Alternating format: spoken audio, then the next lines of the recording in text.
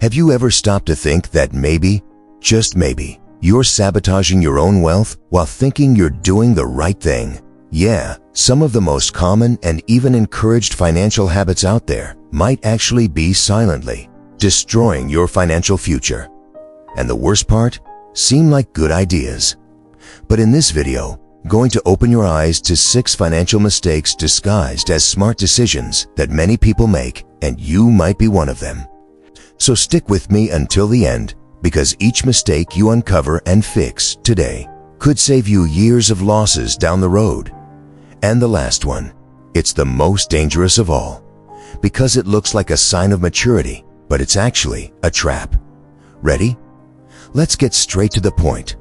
First mistake, paying off all your debt as fast as possible, even if it drains your emergency fund. Sounds noble, right? After all, debt is stressful. It weighs you down, keeps you up at night. But when you drain your entire savings to zero out a bill, you leave yourself completely vulnerable to emergencies. And guess what? The tire blows, your kid gets sick, your paycheck is delayed.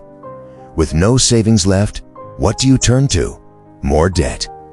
In other words, you escape one debt, only to fall into another. The smart move is negotiate better terms, aim for lower interest, and protect your emergency fund at all costs. Debt should be paid with intelligence, not desperation. Second mistake, financing things just to have them now instead of waiting. This one's classic. People say, "Oh, I'll finance this car in 60 installments." Better to have it now than wait 2 years to save. But what they don't realize is, this mindset doesn't buy a car, it buys debt. You're not paying for the item, you're paying for your impatience. And that impatience comes with interest, fees, taxes. And in the end, you pay for 2 cars just to drive one. The false feeling of instant ownership is draining your wealth before it even has a chance to grow.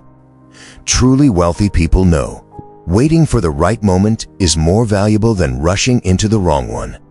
Third mistake, buying real estate as an automatic investment.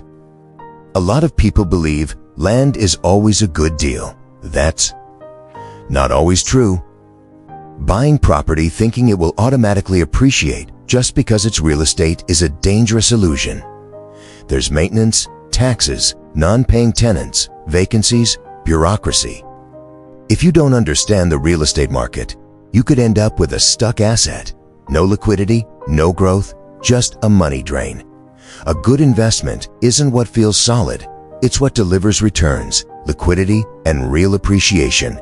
And real estate doesn't always check those boxes, especially when bought on impulse or without analysis. Fourth mistake, keeping your money in a savings account thinking it's safe.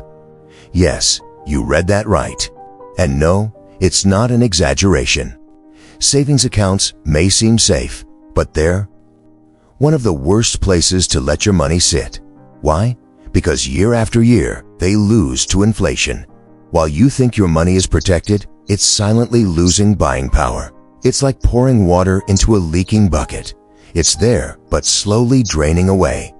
What looks like safety is actually disguised stagnation. There are options just as safe, but far more profitable.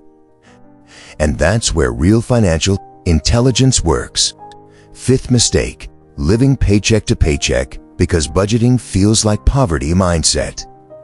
This one's subtle and destructive. A lot of people, once they start earning more, abandon financial control. After all, now I can afford it, right? Wrong. What got you there was discipline. What will keep you there? It's consistency. If you live on the edge of your budget, no matter how high your income, you're vulnerable. One bad month and everything collapses. Budgeting isn't scarcity, it's strategy. And the more you earn, the more you need a solid plan. Sixth mistake, and maybe the most dangerous, helping family or friends financially, even when it hurts your own budget. Look, helping is noble. But when help becomes self-sacrifice, it stops being generosity and becomes emotional self-sabotage. Even worse, that help can turn into dependence. You're not teaching them to fish, you're just giving away the fish and drowning with them. If you're not in good financial shape, you can't really help anyone. Helping is important, but you can't destroy yourself in the process. That's not selfishness. That's wisdom. Now that you know the 6 financial mistakes that seem like good ideas, the real question is, how many of these have you made? And more importantly, what will you do differently starting today? Wealth isn't built on grand gestures. It's built by constantly correcting small mistakes. And today, you took a huge step just by getting informed. The next step is to apply it. So if this video opened your eyes, hit that like button.